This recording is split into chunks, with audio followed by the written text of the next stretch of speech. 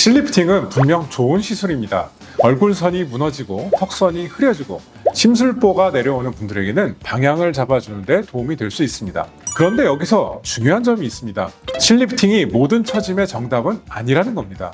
이걸 구분하는 게 정말 중요한데요. 같은 실리프팅이더라도 얼굴 조건에 따라 결과가 다르게 느껴질 수 있거든요. 어떤 분들은 실리프팅을 하고 만족도가 높지만 어떤 분들은 생각보다 오래 안 가네, 얼굴이 더 어색해 보이네, 돈 쓴 것에 비해서 티가 별로 안 나네 라고 느끼기도 합니다. 왜 그럴까요?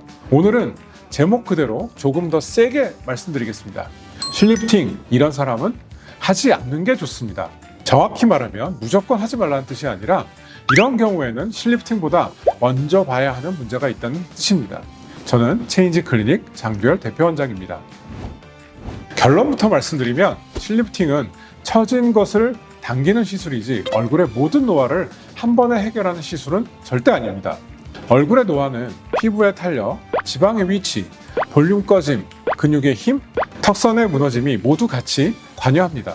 그런데 이 중에서 어떤 문제가 중심인지 보지 않고 처졌으니까 실리프팅이라고 접근하면 만족도가 오히려 떨어질 수 있습니다. 실이 잡아줄 수 있는 처짐인지, 먼저 받쳐줘야 하는 꺼짐인지, 피부 자체의 힘을 키워야 하는 상태인지 나눠서 봐야 합니다.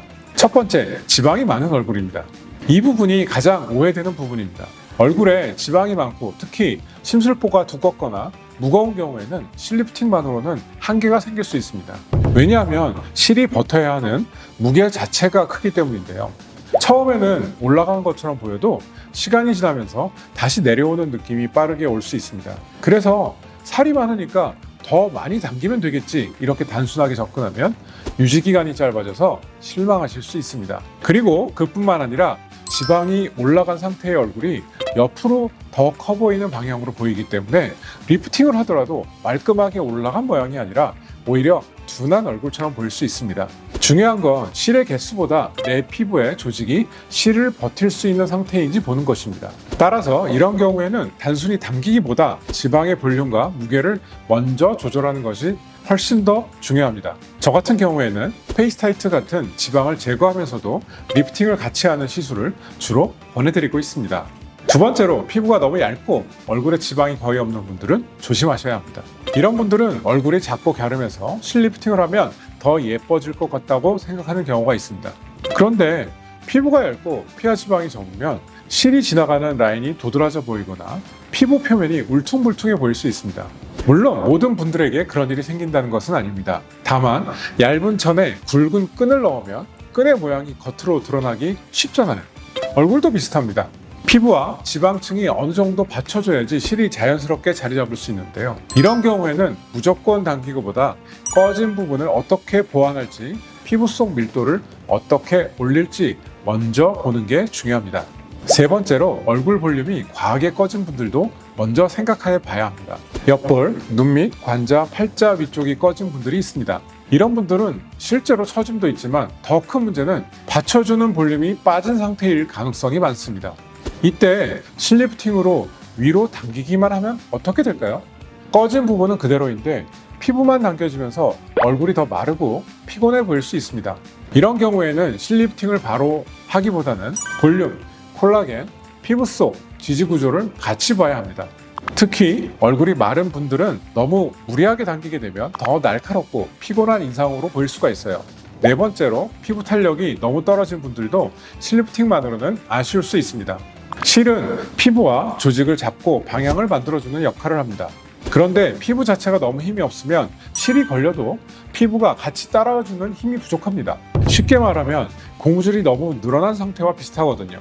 새 고무줄은 조금만 당겨도 탄성이 살아있지만 오래 늘어난 고무줄은 당겨도 힘있게 돌아오지 않습니다.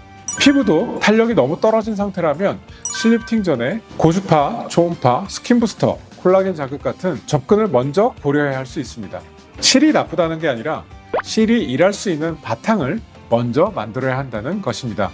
다섯 번째로, 짧은 기간에 너무 극적인 변화를 기대하는 분들도 조심해야 합니다.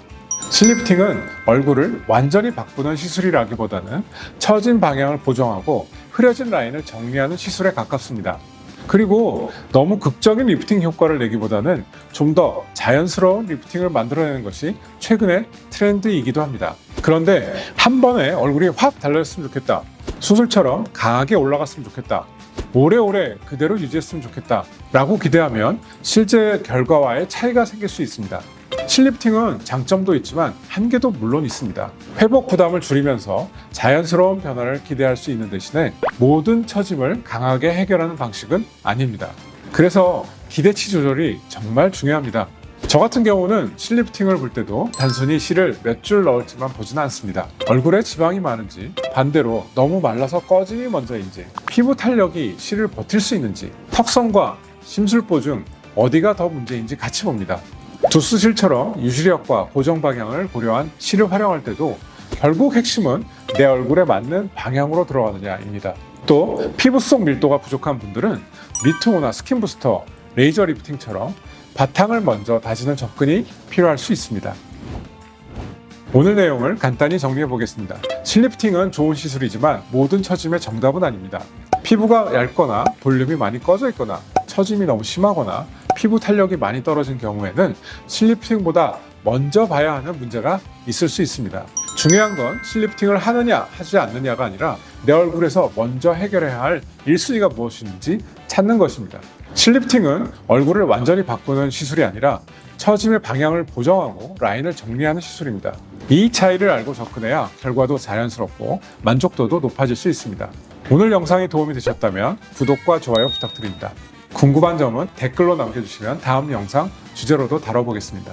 지금까지 체인지 클리닉 장두열 대표원장이었습니다. 감사합니다.